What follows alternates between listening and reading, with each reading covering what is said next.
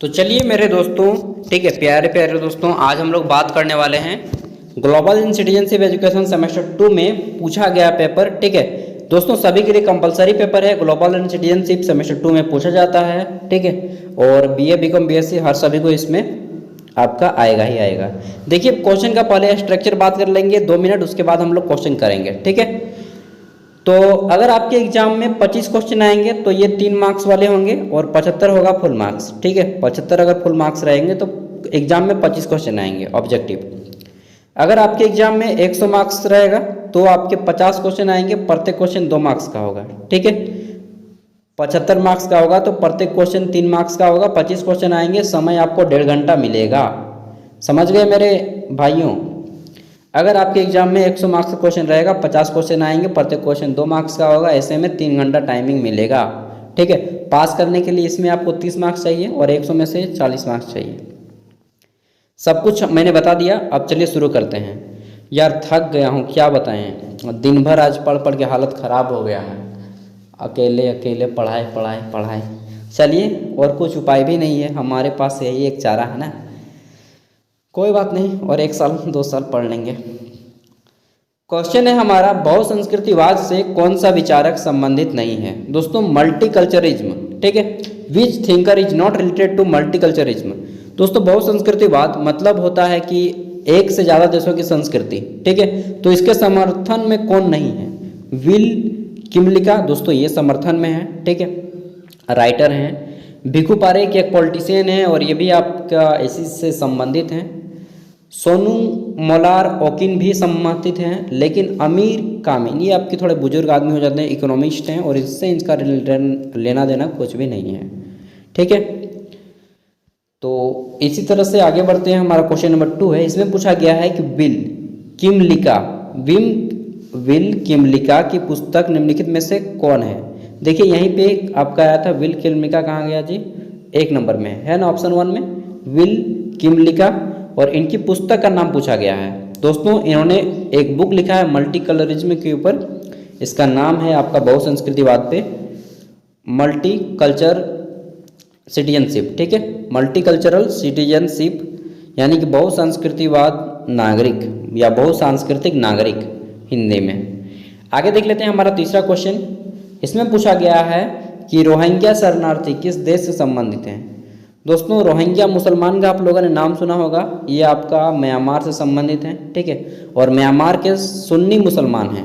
मुसलमान 2 टाइप के होते हैं। इस्लाम मैं बहुत रिस्पेक्ट करता हूँ हर धर्म का, यार कोई भी बुरा मत मान लेना भाई साहब, नहीं तो मतलब थोड़ा डर जाता है आदमी, यार डरना नहीं। ठीक है, एक सुन्नी मुसलमान होता है और एक शिया मुसलमान होता है। तो शिया सुन्नी मुसलमान हैं रोहिंग्या मुसलमान, जो कि आपके कहाँ से आ जाते हैं? म्यांमार से आ जाते हैं भारत। ठीक है, कभी कभी बांग्लादेश भी चले जाते हैं ये। अगला क्वेश्चन है दोस्तों, भारतीय महिला आयोग की वर्तमान अध्यक्ष कौन है? जो लोग इंग्लिश में कंफर्टेबल हैं वो लोग इंग्लिश पढ़ लीजिएगा। ठीक है, who is the current chairman of the women's commission of India? ठीक है दोस्तों, तो भारतीय महिला आयोग की वर्तमान अध्यक्ष हैं रेखा शर्मा। रेखा हीरोइन याद है जी? मस्त है ना, हीरोइन सब मस्ते रहता है, क्या बताएं। आगे देख लेते हैं हम 5वां क्वेश्चन। इसमें पूछा गया है कि विश्व महिला दिवस कब मनाया जाता है? तो दोस्तों विश्व महिला दिवस, अंतर्राष्ट्रीय महिला दिवस 8 मार्च को मनाया जाता है। ठीक है, अंतर्राष्ट्रीय पुरुष दिवस कब मनाया जाता है? कभी नहीं मनाया जाता है। ठीक है, महिला दिवस मनेगा, पुरुष दिवस नहीं मनेगा। अगला है, आचार्य विनोबा भावे की पुस्तक का नाम क्या है? ठीक है, तो दोस्तों आचार्य विनोबा भावे ने 2-3 पुस्तकें लिखी, जिसमें से इनका बहुत ज़्यादा फेमस एक पुस्तक रहा है टॉक ऑन गीता। इन्होंने हिंदी अच्छे से संवाद नहीं कर पाया है, गीता का संवाद होगा। ठीक है, टॉक्स ऑन गीता यानी कि गीता पर संवाद, सॉरी गीता पर संवाद होगा इसका सही हिंदी। नेक्स्ट क्वेश्चन देखते हैं 7 नंबर। तो यहाँ पे पूछा गया है कि एजुकेशन फॉर ह्यूमन राइट्स किसकी रचना है? दोस्तों यह एक बुक है और इसको किसने लिखा है? तो राइट आंसर हो जाएगा इसका जगदीश चंद्र जी ने इस बुक को लिखा है। ठीक है, जगदीश चंद्र।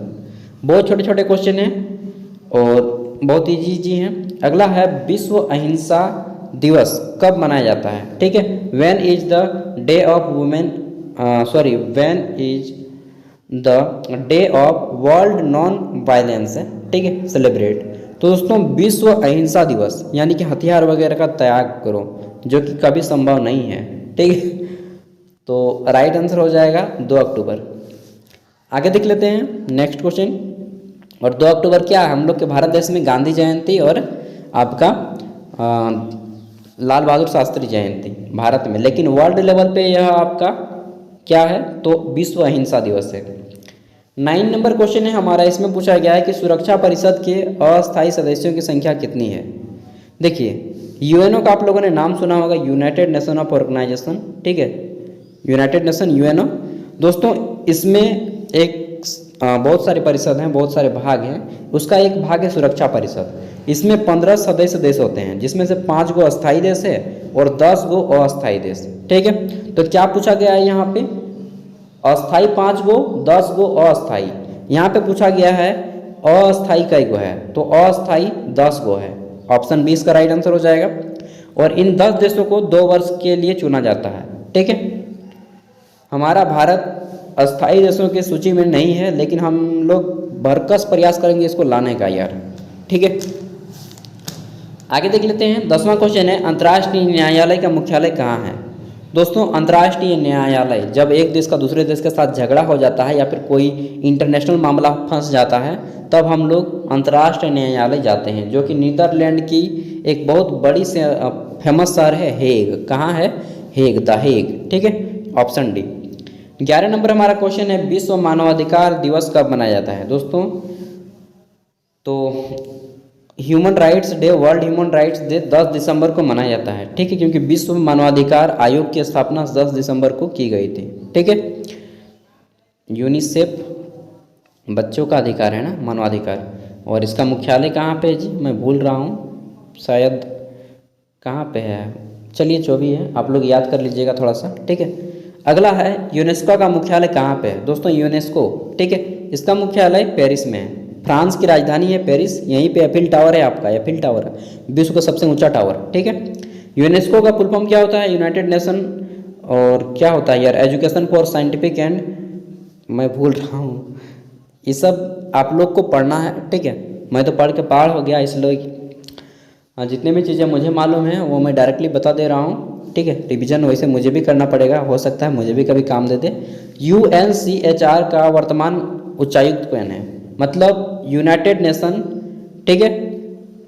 तो दोस्तों यूनाइटेड नेशन HCR, इसको क्या बोलेंगे जी, हाई कमीशन। देखिए सिंपल मुझे बता दूं कि यार इसको अच्छा से नहीं लिखा गया है, इतना शॉर्टली लिखिएगा तो बच्चा समझ भी नहीं पाएगा। कहना इनका ये है कि यूएनओ का वर्तमान चेयरमैन कौन है, ठीक है। UNO, United Nation of Organization के वर्तमान चेयरमैन कौन है, ठीक है। तो दोस्तों यूनाइटेड नेशन के वर्तमान चेयरमैन हैं एंटोनियो गुटेरस, जो कि नाटे नाटे टाइप से हैं, मोटे मोटे हैं, थोड़े से गोरे गोरे हैं, मुंह में फुंसी फुंसी है, बहुत अच्छे हैं। तो ऑप्शन 20 का राइट आंसर हो जाएगा, एंटोनियो गुटेरस यूएनओ के वर्तमान चेयरमैन हैं। आगे देख लेते हैं, हमारा क्वेश्चन है, पृथ्वी सम्मेलन 1992 का आयोजन कहाँ किया गया। दोस्तों पृथ्वी सम्मेलन 1992 रियो डी जेनेरियो, ब्राज़ील का एक बहुत फेमस शहर है रियो डी जेनेरियो, यहीं पे आयोजित किया गया था विश्व पृथ्वी सम्मेलन 1992, ठीक है। अगला है 15वां क्वेश्चन, इसमें पूछा गया है कि सबसे ज़्यादा CO2 मतलब कार्बन डाइऑक्साइड, ठीक है, CO2 उत्पन्न करने वाला देश कौन सा है। दोस्तों सबसे ज़्यादा CO2 जो कि हमारे वायुमंडल के लिए खतरनाक गैस है, तापमान को बढ़ा देता है, चीन, चाइना। एक गाना भी है ना कि चाइना का हमको ये मतलब गाना, चाइना का सामान चला तो चांद तक नहीं तो शाम तक, और एक वो है चाइना का, चलिए हम नहीं गाऊंगा इस पर, मतलब थोड़ा सा खराब गाना है, ठीक है। तो चाइना है जो है यह सबसे ज़्यादा आपका धुआं वगैरह फैलाता है, जिसके कारण कार्बन डाइऑक्साइड भी सबसे ज़्यादा चाइना में ही उत्पन्न होती है। 16 नंबर क्वेश्चन है, निम्न में से कौन हरित गृह नहीं है। दोस्तों हरित गृह मतलब क्या, मतलब ऐसा गैस जो कि वायुमंडल में गर्मी फैलाता है, लेकिन यहाँ पे पूछा है कि जो हरित गृह नहीं है, यानी कि जो वायुमंडल में गर्मी नहीं फैलाता है। दोस्तों नाइट्रोजन एक ऐसा गैस है जो कि वायुमंडल में आपका गर्मी को नहीं फैलाता है, ठीक है। नेक्स्ट क्वेश्चन देख लेते हैं हमारा 17 नंबर, तो इसमें पूछा गया है यार हड़िया पीते आता है इन लोग और यहाँ पे एकदम गाना वाना बजाने लगता है। हाँ नहीं तो झारखंड में हड़िया नहीं पीते तो काम नहीं चलता ना। सतत विकास लक्ष्य में कितने लक्ष्य निर्धारित हैं? दोस्तों सतत विकास लक्ष्य में जो है आपके टोटल कितने लक्ष्य निर्धारित हैं? टोटल दोस्तों 17 को लक्ष्य हैं, ठीक है। और इसमें छोटे छोटे मेन लक्ष्य 17 को, लेकिन छोटे छोटे लक्ष्य यहाँ पे 169 को है, ठीक है।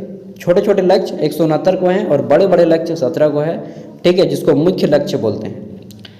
आगे देख लेते हैं। तो हमारा क्वेश्चन है यहाँ पे 18 नंबर पूछा गया है कि निम्न में से खाद्य श्रृंखला में ऊर्जा किससे उत्पन्न होती है? ठीक है, तो निम्न में से खाद्य श्रृंखला में ऊर्जा किससे उत्पन्न होती है? दोस्तों आपने एक गाना सुना था कि धरती मेरी माता पिता आसमान है, मुझको तो लागे सारा जग। कैसा है जी वो गाना? बहुत पुराना गाना है, ठीक है, जो नदिया का पार वाला हीरो में गाया है, ठीक है। सूर्य इसका राइट आंसर हो जाएगा। सूर्य जो है दोस्तों हम सभी के पिता के समान है, क्योंकि ये हमें एनर्जी देती है, ठीक है, देते हैं सॉरी।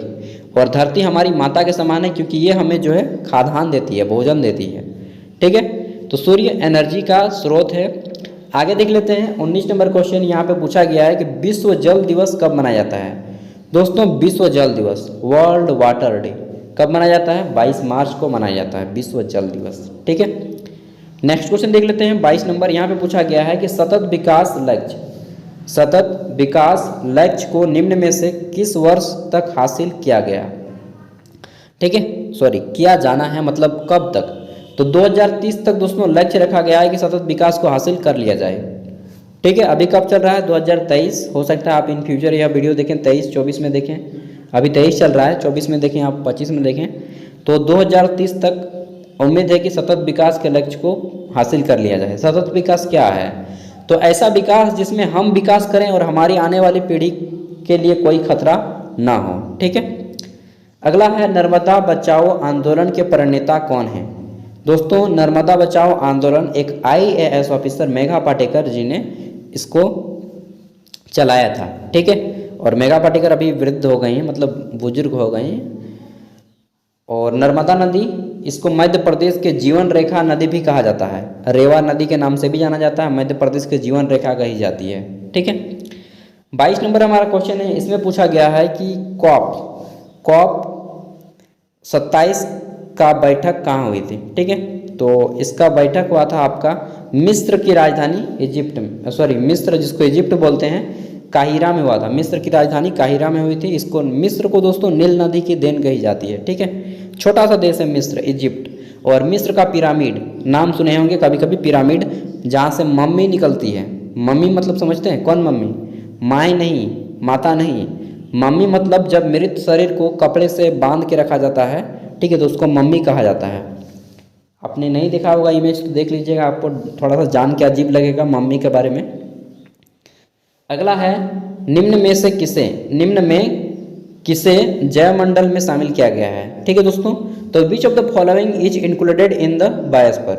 दोस्तों बायोस्फीयर यानी कि जैवमंडल किसे कहा जाता है? तो ऐसा मंडल जहाँ पे जल, थल और वायु तीनों सम्मिलित हों उसी को जैवमंडल कहा जाता है, ठीक है। जैवमंडल या फिर बायोस्फीयर इंग्लिश में।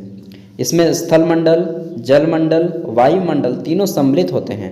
जैसे हम लोग जिसमें रहते हैं ये आपका जैवमंडल है, यहाँ पे जल भी है, वायु भी है, जमीन भी है, ठीक है। तो हम लोग कहाँ पे रहते हैं? जैवमंडल में रहते हैं, यानी कि उपरोक्त सभी, ठीक है।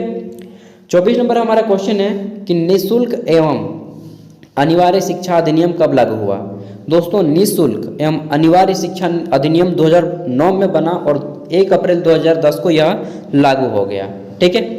अनुच्छेद 21 याद रखिएगा, मौलिक अधिकार के तहत आता है, उसी में यह शामिल है। अगला है क्योटो प्रोटोकॉल का सम्मेलन कब आयोजित हुआ? दोस्तों क्योटो प्रोटोकॉल का सम्मेलन कब आयोजित हुआ था?